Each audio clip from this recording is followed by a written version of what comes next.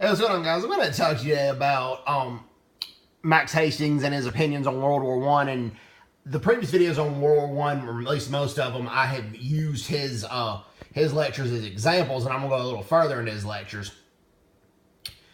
He says that no nation is completely to blame for World War One, but the Germans or Germany at the time is most blameworthy because he has different points to point out, but one of the things that he points out is that a lot of the British military, the British politicians, and the British public were opposed to Britain's involvement in World War One until Germany invaded neutral Belgium. And that's what really changed the minds of a lot of British people. Because Germany invaded a neutral nation and they committed war crimes in that nation. I mean, they did. And another thing that he points out is that there are some historians that think that had Germany won the World War One, they would have had like a European Union that you see today. But Kaiser Wilhelm II was not a democratic person. The European Union has elections. Kaiser Wilhelm II was an autocrat. He held autocratic leadership. Max Hastings in the BBC documentary Necessary War points out that Kaiser Wilhelm II was a man who was not mentally stable.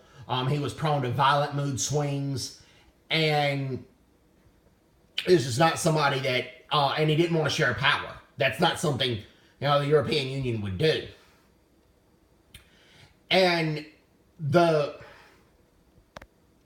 other point that I'm going to make with what he said in the lecture is that Germany's record abroad at the time under Kaiser Wilhelm II was not the best. There were two African tribes. One of them was the Namaqua in Southwest Africa, present-day Namibia, that Germany controlled at the time. And they massacred two tribes. Now, there were some German socialists that did condemn the massacre, but Kaiser Wilhelm II praised the massacres and awarded the German officers who participated in that massacre. He decorated them with medals personally. So World War I was not the unnecessary war or the bad war. According to Max Hastings, there's a lot of opinion in the UK now that World War I was unnecessary or that the Allies were on the wrong side of World War I.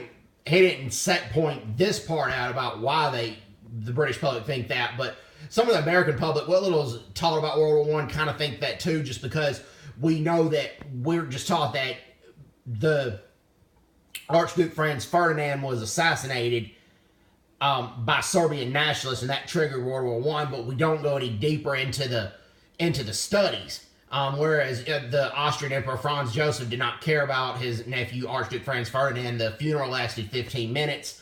The Austrians and the Germans saw that as an opportunity to invade Serbia. And before the assassination took place, Austria already had a horrible record persecuting Slavs in their country, the Slavic minority. And also the Serbs that were living in Austria, they were highly persecuted as well. In the previous video, I pointed out that they were subject to higher taxes than the Austrians, and they were also had less civil rights than the Austrians did. So, anyways, we're going to take care. God bless them. Bye-bye. Bye-bye.